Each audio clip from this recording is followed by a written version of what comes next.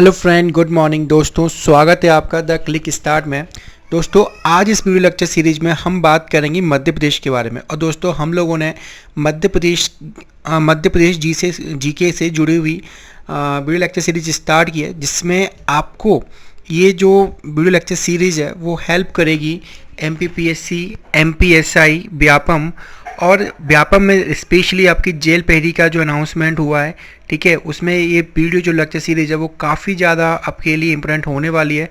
सो दोस्तों, आप अपने उन फ्रेंड को ये वीडियो शेयर करें जो ऑलरेडी व्यापम या मध्य प्रदेश से जुड़ी हुई एग्ज़ाम की प्रिपरेशन कर रहे हैं, क्योंकि सबसे बड़ी बात है कि हम इसमें 2020 के डाटा के बेसिस पे आपका मध्य प्रदेश का सामान्य ज्ञान यहाँ कंप्लीट करेंगे। सो दोस्तों, आइए शुरुआत करते हैं हम यहाँ पर मध्य प्रदेश के सामान्य ज्ञान के बारे में। दोस्तों, हमारी ये फर्स्ट वीडियो है और आज हम जो डिस्कस करने वाले हैं वो है आपके मध्य प्रदेश का परिचय है, यानी कि एमपी के इंट्रोडक्शन के बारे में हम लोग आज यहाँ पर बात करने वाले हैं। ठीक है, सो दोस्तों लगातार बने रहें हमारे चैनल द क्लिक स्टार्ट के साथ। First of all introduce myself and this is Gaurav Agarwal and I have 6 year experience in MP GK. ठीक है, सो दोस्तों शुरुआत करते हैं। एक चीज़ और दोस्तों, द क्लिक स्टार्ट के टेलीग्राम चैनल के साथ आप जुड़ जाइए तो आपको पीडीएफ्स और एग्ज़ाम रिलेटेड अपडेट्स आपको मिलते रहेंगे। इसके अलावा आप क्लिक स्टार्ट के इंस्टाग्राम चैनल को फॉलो कर सकते हैं और आपकी एनी काइंड ऑफ इंक्वायरीज़ के लिए आप हमें कांटेक्ट करें, या फिर अपडेट्स जो हमारे चैनल पर डाले जा रहे हैं वो भी आपको मिलते रहेंगे। सो दोस्तों शुरुआत करते हैं हम आज। सबसे पहले हम शुरुआत करते हैं हम यहाँ पर। सबसे पहले हम बात कर रहे हैं मध्य प्रदेश जो है वो मध्य प्रदेश भारत के मध्य में स्थित है। मध्य में स्थित है तो सिंपल सी बात, एक प्रकार से ये किसी व्यक्ति विशेष के दिल जैसा होता है ना, कि वो बिल्कुल मिड में होता है, उसी प्रकार से यहाँ पर भारत में मध्य प्रदेश ऐसा है जिसको हम उसको हृदय की संज्ञा दे सकते हैं, भारत के हृदय की इसको संज्ञा दे सकते हैं। इसलिए मध्य प्रदेश को क्या कहा जाता है, यहाँ पर भारत का हृदय प्रदेश कहा जाता है। क्या कहा जा रहा है आपके यहाँ पर? भारत का हृदय प्रदेश। ठीक है, मध्य प्रदेश का जो नामकरण किया है वो किसने नामकरण किया है? यहाँ पर नेहरू जी के द्वारा। हमारे पीएम रह चुके हैं, फर्स्ट पीएम, तो पंडित जवाहरलाल नेहरू जी के द्वारा मध्य प्रदेश का नामकरण हुआ है। मतलब ये नाम जो दिया है वो किसने दिया है? यहाँ पर नेहरू जी ने दिया है। ठीक है, अब इसके बारे में बात करें यहाँ पर, इसका एक समृद्ध ऐतिहासिक विरासत है, वैविध्यपूर्ण भौगोलिक संरचना है, प्राकृतिक सौंदर्य की दृष्टि से काफ़ी मनोरम है, व्यापक जैव विविधता आपको यहाँ पर देखने को मिल जाएगी, विभिन्न प्रकार की जनजातियाँ और यहाँ पर जीव जंतु जो हैं वो डिफरेंट टाइप्स के आपको देखने को मिलते हैं। ठीक है, अब ये सारी जो खूबियाँ हैं वो इस प्रदेश को एक विशिष्ट सांस्कृतिक और भौगोलिक महत्व यहाँ पर क्या प्रदान कर रही है। क्लियर वाली बात, तो याद रखें इसको। अब बात करते हैं मध्य प्रदेश जो है, मध्य प्रदेश क्या है? यहाँ पर एक स्थलबद्ध राज्य है। मध्य प्रदेश क्या है आपका? एक स्थलबद्ध राज्य है। स्थलबद्ध राज्य क्या होता है? एक ऐसा क्षेत्र जिसके चारों ओर आपको क्या देखने को ना मिले, कोई भी समुद्र की सीमा ना हो, वो क्षेत्र आपका क्या कहलाता है? स्थलबद्ध। सो अगर आप यहाँ पर देखें तो मध्य प्रदेश के चारों ओर आप देखेंगे यहाँ पर कि इस सर्कल में कोई भी समुद्री सीमा टच नहीं होती है, इसलिए मध्य प्रदेश जो है वो एक स्थलबद्ध राज्य है। अब बात करें यहाँ पर, क्या हम बोल सकते हैं कि भारत देश जो है क्या एक स्थलबद्ध देश है? नहीं। क्यों? क्योंकि भारत की जो सीमा है वो 3 और साइड से, ठीक है, एक कौन सा आपका यहाँ पर अरब सागर का पार्ट हो गया, ये वाला पार्ट कौन सा हो गया? बंगाल की खाड़ी वाला पार्ट हो गया, और नीचे कौन सा हो गया आपका? हिंद महासागर। तो ये समुद्र से कनेक्टेड है। तो कुल मिला के मध्य प्रदेश जो है वो आपका क्या नहीं है? स्थलबद्ध देश नहीं है। अगर मैं बात करूं छत्तीसगढ़, क्या ये एक स्थलबद्ध राज्य है? ऑफकोर्स ये बात, छत्तीसगढ़ जो है वो स्थलबद्ध राज्य है, क्योंकि छत्तीसगढ़ के आसपास के चारों ओर हम देखेंगे तो आपको कोई भी समुद्र की सीमा नहीं देखने को मिलेगी। ठीक है, चलो आगे बढ़ते हैं। मध्य प्रदेश की हम बात करें यहाँ पे तो कुछ इसके अन्य नाम है, जैसे कि हम बात करें यहाँ पे टाइगर प्रदेश। ठीक है, तो मध्य प्रदेश में सर्वाधिक टाइगर पाए जाते हैं। अभी रिसेंट में जो काउंटिंग हुई थी तो उसमें 529 के साथ मध्य प्रदेश प्रथम स्थान पर था। ठीक है, तो मध्य प्रदेश को टाइगर प्रदेश कहा जाता है। सोया प्रदेश इसलिए कहा जाता है क्योंकि मध्य प्रदेश में सोयाबीन की जो कृषि है ना, वो सर्वाधिक होती है। इसका अंग्रेजों ने, फिरंगियों ने जो नाम रखा है वो क्या रखा है? Central province. ठीक है, प्रोविंस का मतलब हिंदी में होता है प्रांत। प्रोविंस का मतलब हिंदी में क्या होता है, प्रांत, तो कंफ्यूज मत होना। अब इसको यहाँ पे नदियों का मायका भी बोला जाता है। नदियों का मायका क्यों बोला जा रहा है, just because of Madhya Pradesh में कई सारी नदियों का क्या होता है, उद्गम होता है। अब जब इतनी सारी नदियों का उद्गम हो रहा है तो इसलिए अपन ने क्या नाम दे दिया इसको, नदियों का मायका नाम दे दिया। अप्रॉक्सीमेट 200 से ज़्यादा नदियाँ हैं जो जिनका ओरिजिन जो है वो कहाँ से होता है, मध्य प्रदेश से होता है। ठीक है, चलो आगे बढ़ते हैं हम यहाँ पर।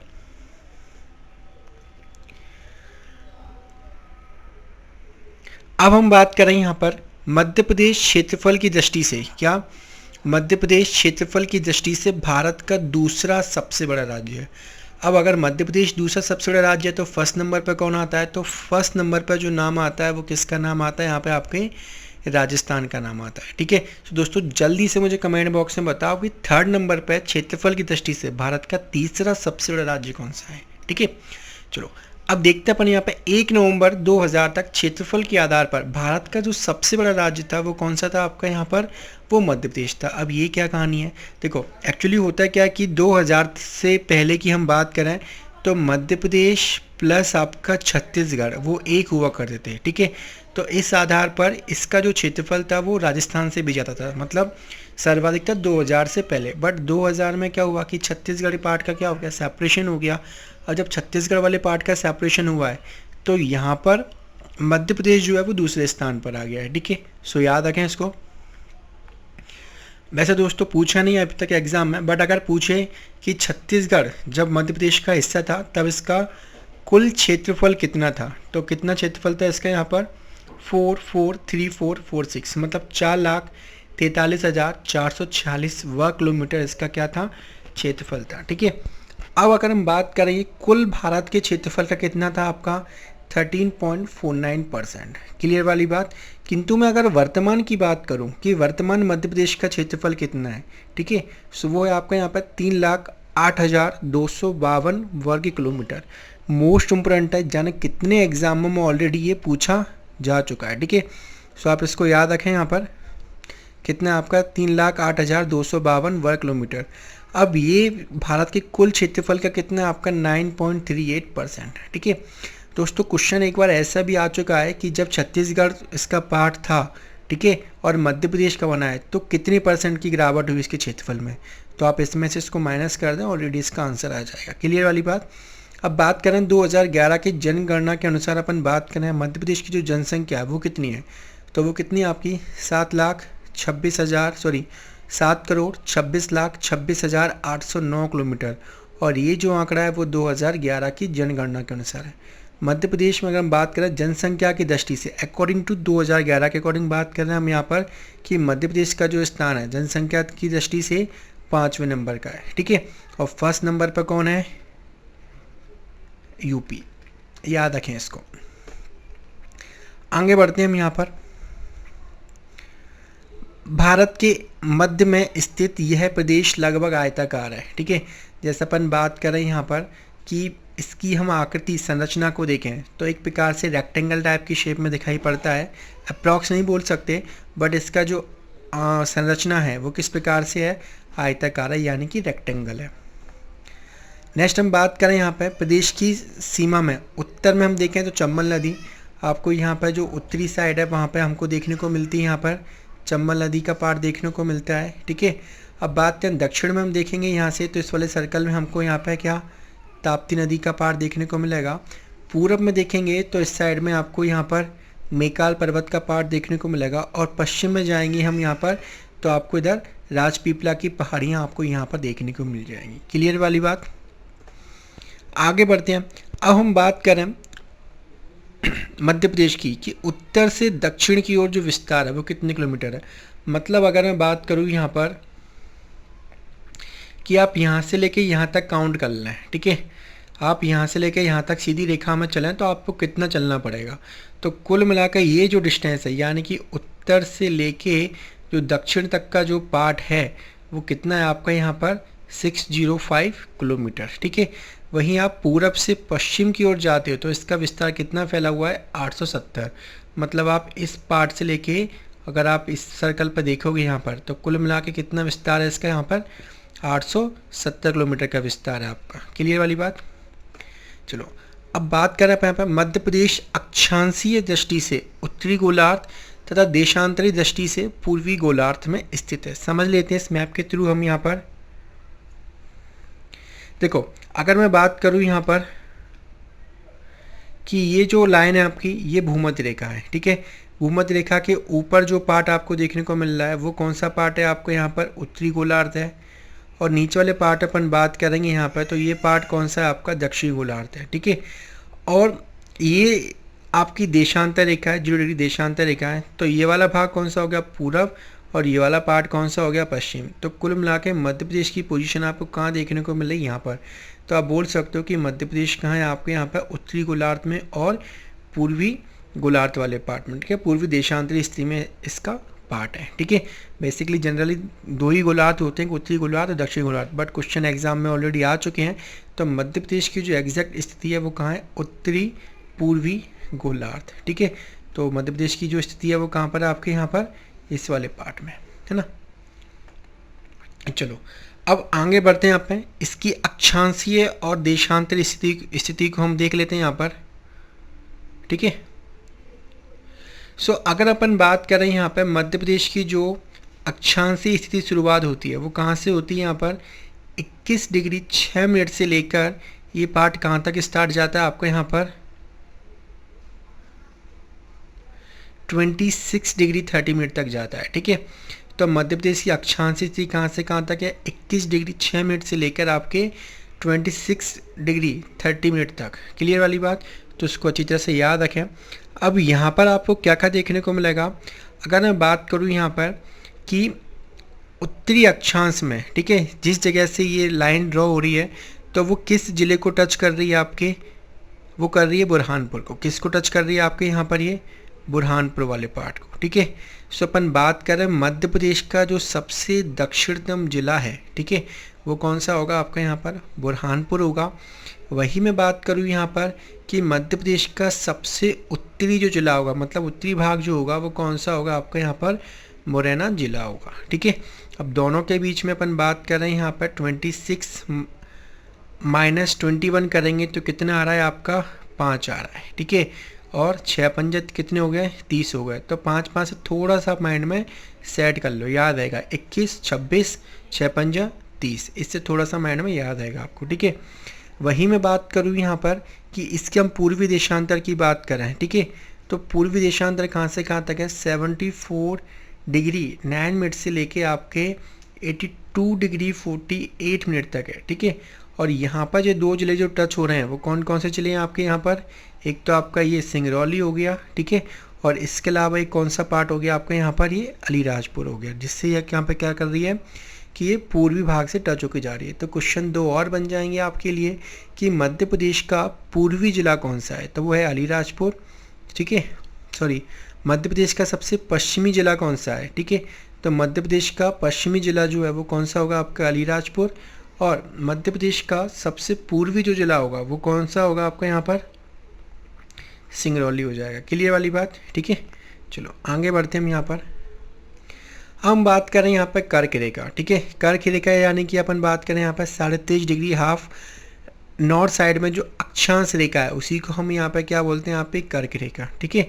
अगर हम बात करें यहाँ पर ग्लोब पर देखें तो 0 डिग्री अक्षांश रेखा को भूमध्य रेखा बोलते हैं, 23.5 डिग्री उत्तरी अक्षांश रेखा को हम कर्क रेखा बोलते हैं, और 23.5 डिग्री दक्षिणी भाग में जो आपने लाइन ड्रॉ करी है उसको आप यहाँ पे क्या बोलोगे, मकर रेखा बोलते हो, ठीक है। तो मध्य प्रदेश से मकर रेखा नहीं गुजरती है, सिर्फ क्या गुजरती है आपकी, कर्क रेखा गुजरती है। कर्क रेखा यानी कि ट्रॉपिक ऑफ कैंसर, ठीक है। चलो बात करें यहाँ पे कर्क रेखा जो है वो मध्य प्रदेश को 2 बराबर लगभग बराबर भागों में बांटती है, और मध्य प्रदेश के कितने जिलों से गुजर रही है, 14 जिलों से गुजर रही है, ठीक है। अब बात करें वो ज़िले कौन कौन से हैं, एक तो हो गया आपका रतलाम, उज्जैन, आगर मालवा, राजगढ़, सीहोर, भोपाल, विदिशा, रायसेन, सागर, दमोह, कटनी, जबलपुर, उमरिया और शहडोल, ठीक है। अब देख लेते हैं यहाँ पर ये कर्क रेखा आपकी जा रही है, 23.5 डिग्री लाइन है। रतलाम, उज्जैन, आगर मालवा, राजगढ़। ये शाजापुर का जो पार्ट है ना वो टच नहीं करता है, ठीक है। सीहोर, भोपाल, विदिशा, रायसेन, सागर, दमोह, जबलपुर, कटनी, उमरिया और कौन सा आपका यहाँ पर शहडोल। दोस्तों सारे के सारे नाम आप अपने माइंड में इमेजिन कर लो, ऑलमोस्ट मिड वाले पार्ट हैं, क्योंकि एमपी का मैप तो आपके माइंड में छपा होना चाहिए अगर आप एग्ज़ाम जा रहे हो, ठीक है। फिर इसके अलावा हम लोग एक ट्रिक पे वीडियो बनाएंगे, तो यहाँ पे हम लोग उसकी ट्रिक भी कवर कर लेंगे। इसमें ट्रिक कवर नहीं किया क्योंकि जस्ट बिकॉज ऑफ वीडियो बहुत लेंथी हो जाती है, ठीक है। अब बात करें इसी प्रकार से एक होती है आपकी यहाँ पर क्या, मानक समय रेखा, ठीक है। हम बात करेंगे यहाँ पर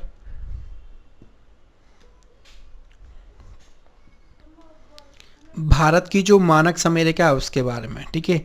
सो भारत की जो मानक समय रेखा है वो कितनी है आपकी यहाँ पर 82.5 डिग्री, ठीक है।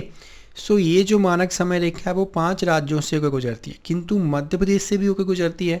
तो मध्य प्रदेश के ऐसे कितने ज़िले हैं जिनसे होकर ये आपकी जो मानक समय रेखा है वो गुजरती है। तो ये जो रेखा सिर्फ एक ज़िले से होकर गुजरती है और वो ज़िला है कौन सा आपका यहाँ पर, सिंगरौली। तो इसको माइंड में अच्छी तरह से याद रखें, 82.5 डिग्री देशांतर रेखा। कौन सी रेखा आपकी यहाँ पर, 82.5 डिग्री देशांतर रेखा जो है वो मध्य प्रदेश की सिंगरौली से होकर क्या है, गुजरती है, ठीक है। सो माइंड में सेट करें, क्वेश्चन आया नहीं है बट मे बी पॉसिबल ये बन जाए। अब बात करें यहाँ पर मध्य प्रदेश के चारों ओर हम देखें तो आपको कुछ राज्य देखने को मिलेंगे। तो मध्य प्रदेश जो है, ठीक है, मध्य प्रदेश जो है वो कितने राज्यों से घिरा हुआ है, 5 राज्यों से गुजरा हुआ है, ठीक है। अब मध्य प्रदेश में अपन राज्य में देखें कि उत्तर में आपको क्या देखने को मिलेगा, उत्तर प्रदेश देखने को मिलेगा। पूरब में क्या देखने को मिलेगा आपको यहाँ पर, छत्तीसगढ़ का पार्ट देखने को मिल जाएगा, ठीक है। दक्षिण में क्या देखने को मिलेगा हमको यहाँ पर, महाराष्ट्र देखने को मिलेगा। पश्चिम में क्या देखने को मिलेगा आपको यहाँ पर, गुजरात का पार्ट देखने को मिल जाएगा। और आपका जो उत्तर पश्चिम का भाग है तो वहाँ पर आपको क्या देखने को मिल जाएगा, राजस्थान का पार्ट देखने को मिल जाएगा। क्लियर वाली बात, ठीक है। तो मध्य प्रदेश जो है वो 5 राज्यों से घिरा हुआ है, ठीक है। अब हम बात करें यहाँ पर कि ये क्वेश्चन मतलब बहुत बार आया है तो माइंड में बिल्कुल सेट करके रख लें कि ऐसे कौन से ज़िले हैं जो 2 या 2 से अधिक राज्यों के साथ सीमा बना रहे हैं। वैसे 2 राज्यों के साथ ही बना रहे हैं। सो अगर आप बात करें यहाँ पर कि अगर आप मुरैना को देखें तो देखो मुरैना की सीमा जो है वो राजस्थान के साथ ही मिल रही है और मुरैना की जो सीमा है वो किसके साथ मिल रही है, उत्तर प्रदेश, ठीक है। तो मुरैना ज़िला ऐसा है जो 2 राज्यों के साथ कॉमन सीमा साझा कर रहा है। क्लियर वाली बात। तो इस प्रकार से क्वेश्चन हम देखेंगे। एक तो आपका कौन सा होगा, मुरैना। अब यहाँ पे आप शिवपुरी वाला पार्ट देख लो, तो शिवपुरी का पार्ट यहाँ पे आपका राजस्थान के साथ टच हो रहा है और यहाँ पे आपके यूपी के साथ क्या हो रहा है, टच हो रहा है, ठीक है। इसके अलावा अपन बात करें यहाँ पे सिंगरौली, ठीक है। तो सिंगरौली की सीमा उत्तर प्रदेश के साथ इधर मिल रही है और यहाँ पे क्या टच हो गया आपका, छत्तीसगढ़। तो सिंगरौली जो है वो आपके उत्तर प्रदेश के साथ भी सीमा बना रहा है और आपके छत्तीसगढ़ के साथ भी सीमा बना रहा है। इसके अलावा बात करें अपन यहाँ पर बालाघाट, ठीक है। तो बालाघाट जिले की हम देखें तो छत्तीसगढ़ के साथ भी सीमा बन रही है और महाराष्ट्र के साथ भी सीमा बन रही है, ठीक है। अब यहाँ पे हम देखें यहाँ पर अलीराजपुर, तो अलीराजपुर जो है वो महाराष्ट्र के साथ भी सीमा साझा कर रहा है और वो किसके साथ सीमा साझा कर रहा है, आपके गुजरात के साथ भी, ठीक है। अब इसी के प्रकार से देखें झाबुआ जो है वो क्या कर रहा है, राजस्थान के साथ और गुजरात के साथ सीमा साझा कर रहा है। तो ये ऐसे कॉमन ज़िले हैं जो क्या कर रहे हैं, यहाँ पर 2 राज्यों के साथ सीमा का साझा कर रहे हैं। तो यहाँ पर कई सारे क्वेश्चन पूछे गए हैं कि निम्नलिखित में से कौन सा ज़िला है जो राजस्थान और गुजरात के साथ सीमा कर रहा है साझा, ठीक है। तो वो कौन सा हो गया आपका, झाबुआ का पार्ट हो गया, ठीक है। इसी प्रकार से अलीराजपुर के बारे में पूछ सकता है। तो माइंड में बिल्कुल सेट करके आपको रखना है, ठीक है। तो यहाँ पर ऑलरेडी मैंने मेंशन कर दिया है, आप इसे नोट डाउन कर दो चलो साथ साथ में कि सिंगरौली जो है वो किसके साथ सीमा बना रहा है, यूपी के साथ प्लस छत्तीसगढ़ के साथ, ठीक है। इसके अलावा बात करें झाबुआ की सीमा जो टच हो रही है वो किसके साथ, राजस्थान और गुजरात के साथ। इसके अलावा छत्तीसगढ़ और महाराष्ट्र वो किसके साथ सीमा बना रहे हैं, आपके बालाघाट के साथ। अलीराजपुर जिला जो सीमा बना रहा है वो किसके साथ, महाराष्ट्र और गुजरात के साथ। जबकि मुरैना और आपका शिवपुरी, ठीक है, ये किसके साथ सीमा बना रहे हैं, आपके यूपी के साथ और राजस्थान दोनों के साथ सीमा बना रहे हैं। क्लियर वाली बात। तो माइंड में अच्छी तरह से याद रखें, बहुत सारे क्वेश्चन ऑलरेडी यहाँ से आ चुके हैं, ठीक है। अब दोस्तों अपन बात करेंगे यहाँ पर कि मान के चलो कि उत्तर प्रदेश है, ठीक है। तो उत्तर प्रदेश के साथ जो सीमा का साझा हो रहा है, तो उसमें मध्य प्रदेश के कौन कौन से ज़िले हैं जहाँ पर बाउंड्री टच हो रही है। जैसे मैं बात करूँ यूपी की बाउंड्री यहाँ से स्टार्ट हो रही है, तो आपको मुरैना, भिंड, दतिया, शिवपुरी, अशोकनगर, सागर, टीकमगढ़, निमाड़ी को याद रखना, रिसेंट में बना हुआ है, ठीक है, बुक में मेंशन नहीं है ये। तो इस प्रकार से अपन बात करें कितने ज़िले ऐसे हैं जो यूपी के साथ सीमा बना रहे हैं और वो ज़िले कौन कौन से हैं, ठीक है।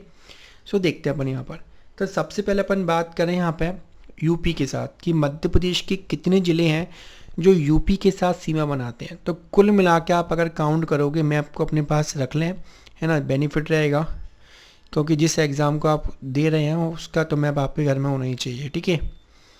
सो अगर मैं बात करूँ यहाँ पे मध्य प्रदेश के 13 ज़िले हैं जो उत्तर प्रदेश के साथ क्या करते हैं, सीमा साझा करते हैं। कौन से आपके? मुरैना, भिंड, दतिया, शिवपुरी, अशोकनगर, सागर, टीकमगढ़, छतरपुर, पन्ना, सतना, रीवा और कौन सा आपका यहाँ पर? सिंगरौली। तो कुल मिला के 13 ज़िले जो हैं वो क्या कर रहे हैं, आपके यूपी के साथ सीमा का साझा कर रहे हैं। क्लियर वाली बात, ठीक है। चलो आगे बढ़ते हैं हम। इसी प्रकार से बात करें महाराष्ट्र के साथ कितने ज़िले लग रहे हैं, ठीक है। तो महाराष्ट्र के साथ कितने ज़िले लग रहे हैं आपके यहाँ पर? 9 ज़िले ऐसे हैं जो महाराष्ट्र के साथ सीमा टच कर रहे हैं। कौन कौन से आपके यहाँ पर? अलीराजपुर। अगर अलीराजपुर को देखोगे तो आपको नीचे वाले पार्ट में देखने को मिल जाएगा बड़वानी, खरगोन, खंडवा, बुरहानपुर, बैतूल, छिंदवाड़ा, सिवनी और कौन सा आपका यहाँ पर? बालाघाट, ठीक है। सो देख लेते हैं यहाँ पे अपन। देखो यहाँ से स्टार्ट हुआ, अलीराजपुर का पार्ट हो गया आपका, फिर इसके बाद ये बड़वानी का पार्ट हो गया, खरगोन हो गया आपका, बुरहानपुर हो गया। तो इस प्रकार से ये जो ज़िले हैं वो आपको यहाँ देखने को मिल जाएंगे। तो बालाघाट से स्टार्ट होता है और कहाँ तक जा रहा है आपके? अलीराजपुर तक, ठीक है। चलो अब बात करते हैं दोस्तों कि राजस्थान के साथ ऐसे कितने ज़िले हैं मध्य प्रदेश के जो सीमा साझा कर रहे हैं। तो कुल मिला के आपके 10 ज़िले ऐसे हैं जो राजस्थान के साथ क्या कर रहे हैं, सीमा का साझा कर रहे हैं। वो ज़िले कौन कौन से आपके यहाँ पर? एक तो झाबुआ हो गया, रतलाम, मंदसौर, नीमच, आगरा, राजगढ़, गुना, शिवपुरी, श्योपुर। ये दोनों अलग हैं, कंफ्यूज मत होना है, ठीक है। ये शिवपुरी और श्योपुर में जाएं अपन तो कंफ्यूज नहीं होना है। श्योपुर वाला पार्ट जो है मुरैना के डाउन में है, ठीक है। ये वाला पार्ट श्योपुर है और ये वाला पार्ट शिवपुरी है आपका, ठीक है। और एक पार्ट कौन सा आपको यहाँ पर? मुरैना। चलो आगे बढ़ते हैं अपन यहाँ पर कि ऐसे कितने ज़िले हैं जो छत्तीसगढ़ के साथ सीमा का साझा कर रहे हैं। तो कुल मिला के आपके 6 ज़िले हैं, ठीक है। कौन कौन से? एक हो गया सिंधी, सिंगरौली, शहडोल, अनूपपुर, डिंडोरी और कौन सा आपको यहाँ पर? बालाघाट। नेक्स्ट बात करें कि गुजरात के जो 2 ज़िले हैं, ठीक है, वो भी मध्य प्रदेश के साथ साझा कर रहे हैं। और मध्य प्रदेश के 2 ज़िले कौन कौन से आपके? झाबुआ और अलीराजपुर। ये भी क्या कर रहे हैं? सीमा का साझा कर रहे हैं। तो आपको दोनों का याद होना चाहिए, लेकिन अभी आप इसको याद रखें यहाँ पर कि मध्य प्रदेश राज्य के झाबुआ और अलीराजपुर दोनों क्या कर सकते हैं, दोनों क्या कर रहे हैं यहाँ पे? गुजरात के साथ सीमा को बना रहे हैं, ठीक है। अब दोस्तों अगर आपसे ये याद हो जाए, बस आप इसके नंबर याद रखना है आपको, ठीक है। तो देखते हैं यहाँ पर कि उत्तर प्रदेश के 12 ज़िले ऐसे हैं जो क्या कर रहे हैं, मध्य प्रदेश के साथ सीमा बना रहे हैं। जैसे आगरा, इटावा, उरई, ठीक है। ये नाम मैं याद करने की नहीं बोल रहा हूँ, बट आपको बस ये पता होना चाहिए कि उत्तर प्रदेश राज्य के कितने ज़िले हैं जो मध्य प्रदेश के साथ क्या कर रहे हैं, सीमा बना रहे हैं। अभी हमने क्या देखा कि मध्य प्रदेश के ज़िले, उनको तो याद रखना ही है, मस्ट है, क्योंकि बहुत बार एग्जाम में आए हैं। बट इनके तो एटलीस्ट नाम बस याद रखना कि वहाँ पर कितने नंबर ऑफ डिस्ट्रिक्ट्स है, यानी कि कितने ज़िले हैं जो क्या कर रहे हैं, मध्य प्रदेश के साथ सीमा बना रहे हैं। तो उत्तर प्रदेश के 12 बना रहे हैं, छत्तीसगढ़ के क्या कर रहे हैं आपके यहाँ पर? 7 ज़िले जो हैं वो क्या कर रहे हैं आपके यहाँ पर? सीमा बना रहे हैं, ठीक है। मध्य प्रदेश के 6 ज़िले थे और इसके कितने हैं? 7 हैं, ठीक है। तो दोनों को थोड़ा सा आप कंपेयर कर लो लिख के, तो बेनिफिट रहेगा, ठीक है। राजस्थान के जो हैं वो 10 ज़िले क्या कर रहे हैं आपके? सीमा बना रहे हैं। इसी प्रकार से गुजरात के, ये याद रखना है क्योंकि ये ऑलरेडी एग्जाम में आ चुका है। एक तो कौन सा आपका? बड़ौदा, ये बड़ौदा है, यानी कि बड़ौदा और दाहोद, तो इसी का क्वेश्चन आया था आपका, ठीक है। सो याद रखें गुजरात के बड़ौदा और कौन सा आपको यहाँ पर? दाहोद क्या कर रहे हैं? मध्य प्रदेश के साथ सीमा का साझा कर रहे हैं, ठीक है। और महाराष्ट्र के जो आपके 9 जिले हैं, ठीक है, वो क्या कर रहे हैं, आपके मध्य प्रदेश के साथ सीमा का साझा कर रहे हैं, ठीक है। सो याद रखें इसको, नंबर बस आपको याद रखना है, गुजरात के दोनों नाम भी याद रखने हैं। आगे बढ़ते हैं दोस्तों हम यहाँ पर कि मध्य प्रदेश से अधिकतम सीमा बनाने वाला राज्य कौन सा है, तो वो कौन सा है आपका यहाँ पर उत्तर प्रदेश है, ठीक है। जबकि सबसे कम जो सीमा का जो साझा होता है वो किसके साथ होता है आपका यहाँ पर गुजरात के साथ होता है, ठीक है। मध्य प्रदेश से सबसे निकटतम बंदरगाह हम बात करें तो वो कौन सा बंदरगाह आपका यहाँ पर मुंबई बंदरगाह है। ये सीधे फैक्ट बेसिस में जो कि आपको सीधे डायरेक्टली याद रखना है, क्लियर।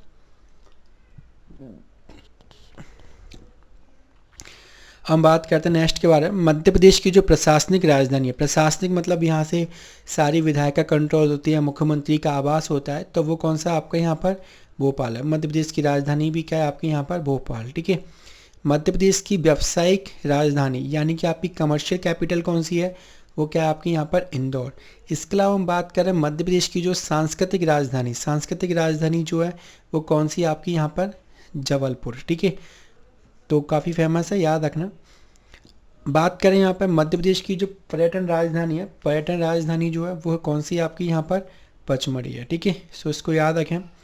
और इसके अलावा बात करें यहाँ पर मध्य प्रदेश की जो खेल राजधानी है वो भी कौन सी आपकी यहाँ पर इंदौर है, क्लियर वाली बात। तो इस पॉइंट को याद रखें। और दोस्तों एक चीज़ और, जो पचमढ़ी है वो कौन से ज़िले में आता है आपका यहाँ पर होशंगाबाद ज़िले में आता है, तो इसको आप याद रखें, ठीक है। चलो आगे बढ़ते हैं दोस्तों।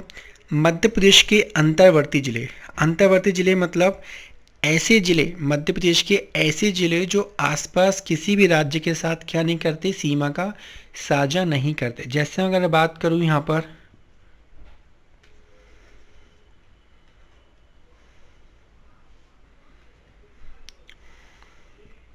सागर, रायसेन, सीहोर, ठीक है, जबलपुर, तो ये क्या किसी अन्य राज्य के साथ सीमा का साझा कर रहे, नहीं कर रहे, तो ये ज़िले क्या कहलाएंगे आपके यहाँ पर कि अंतर्वर्ती ज़िले कहलाएंगे। तो कुल मिला के आपके ऐसे 18 ज़िले हैं, ठीक है, जो क्या कर रहे हैं आपके अंतर्वर्ती ज़िले, जिसमें कौन कौन से इंक्लूड है आपके ग्वालियर, विदिशा, धार, इंदौर, शाजापुर, सीहोर, होशंगाबाद, रायसेन, नरसिंहपुर, ये दामू हो गया, ये दमोह है, ठीक है, जबलपुर, मंडला, उज्जैन, देवास, भोपाल। इसके अलावा 2 और हैं, हरदा, कटनी और उमरिया, ठीक है। तो दोस्तों यहाँ से मे भी क्वेश्चन बन सकता है। आपको तो माइंड में एक इमेजिन करना है कि मध्य प्रदेश के जितने ज़िले हैं वो आपके दिमाग में होने चाहिए कि किस किस साइड हैं वो, ठीक है। सो ऑलरेडी माइंड सेटअप हो जाएगा, बट आपको पता होना चाहिए कि अंतर्वर्ती ज़िले होते कौन से हैं, कौन कौन से हो सकते हैं, ठीक है। सो एक थोड़ा सा आपको यहाँ पे क्या मिलेगा, इसका आइडिया मिल जाएगा, ठीक है। चलो आगे बढ़ते हैं दोस्तों। अब बात करते हैं यहाँ पे मध्य प्रदेश के जो राजकीय चिन्ह है उनके बारे में, ठीक है। तो सबसे पहले अपन बात करें मध्य प्रदेश का जो राजकीय चिन्ह है वो आपका ये है। पहली बात, इसका कोई नाम नहीं है ना, एक प्रकार से कॉम्बिनेशन है कई सारी चीज़ों का, तो वो देखते हैं। सबसे पहले हम बात करें यहाँ पे स्तूप बने हुए हैं, क्या बने आपके यहाँ पर स्तूप। तो एक बार क्वेश्चन आया था कितने स्तूप बने हुए हैं, तो आपको याद रखना है 24 स्तूप बने हैं इसमें, ठीक है। और स्तूप किसको बिलोंग करते हैं, वो किसको बिलोंग कर रहे हैं, आपके सांची को बिलोंग कर रहे हैं, ठीक है। अब यहाँ पे आप देखोगे, यहाँ पे तो 2 आपको इस प्रकार की चीज़ें दिखाई पड़ रही हैं, ठीक है। तो यहाँ पर एक है आपकी यहाँ पर गेहूं की बाली और एक जो है वो क्या है आपकी यहाँ पर धान की बाली है, ठीक है। अब पीछे आपको एक वृक्ष दिखाई पड़ रहा है, तो वृक्ष जो है वो किसका, आपका यहाँ पर बरगद का वृक्ष है, ठीक है। अब यहाँ पर जो पार्ट हम देख रहे हैं वो आपका क्या है, यहाँ पर अशोक स्तंभ बना हुआ है, क्लियर। यहाँ पर 2 शब्द लिखे हुए हैं, एक मध्य प्रदेश और एक कौन सा आपका यहाँ पर सत्यमेव जयते, ठीक है।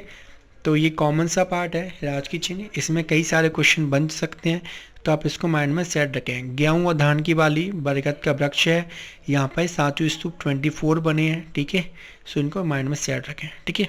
चलो आगे बढ़ते हैं। यहाँ पे मध्य प्रदेश का जो राजकीय पक्षी है, मध्य प्रदेश का जो राजकीय पक्षी है वो कौन सा है, ठीक है। तो ये आपको फोटो देखने को मिल रही है, इसका नाम जो है वो है दूधराज अथवा शाह-ए-बुलबुल।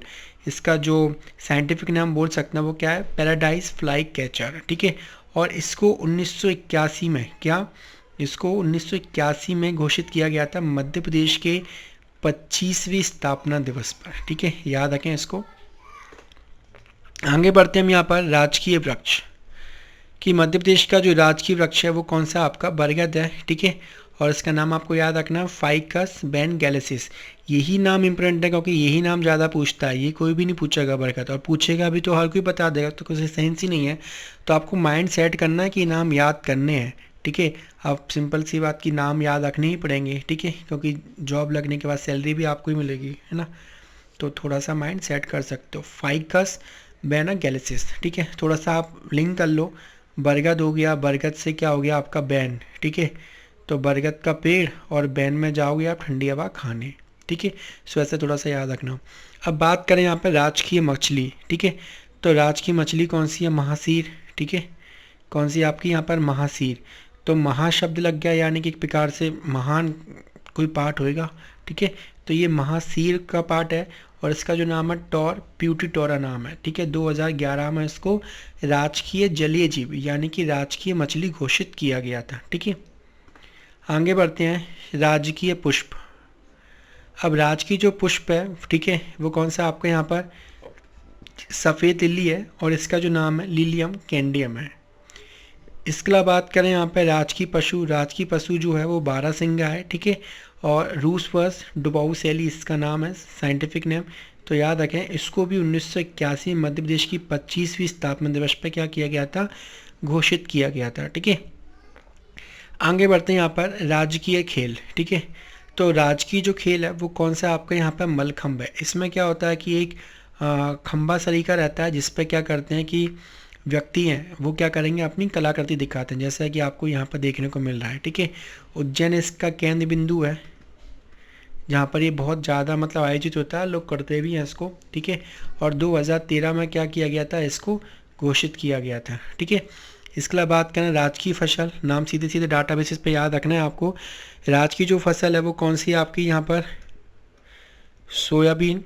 राजकीय भाषा जो है वो कौन सी आपकी यहाँ पर, हिंदी। राजकीय नदी जो है वो कौन सी है, नर्मदा।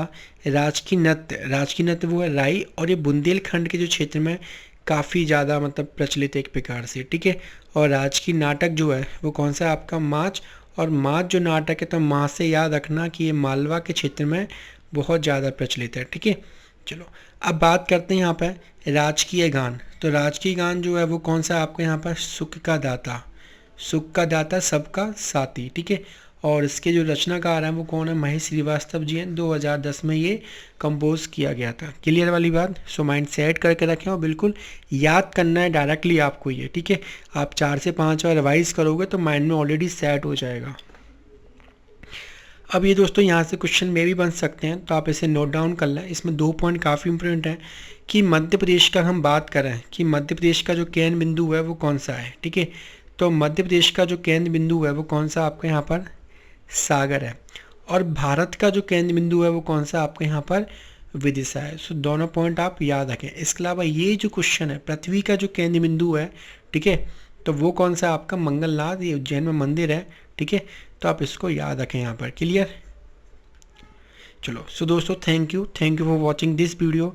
अगर आपको वीडियो पसंद आए, आपको लगा कि हेल्पफुल है आपके एग्ज़ाम के पॉइंट ऑफ व्यू से, तो चैनल को सब्सक्राइब कर दें और अपने उन फ्रेंड को शेयर कर दें जो ऑलरेडी प्रिपरेशन कर रहे हैं। ठीक है, और आप साथ में हमारे टेलीग्राम और इंस्टाग्राम चैनल पे भी आ जाइए, और आपको एग्ज़ाम के बारे में कई सारी अपडेट्स मिलती रहेंगी। ठीक है, सो दोस्तों, have a nice day, thank you, bye bye.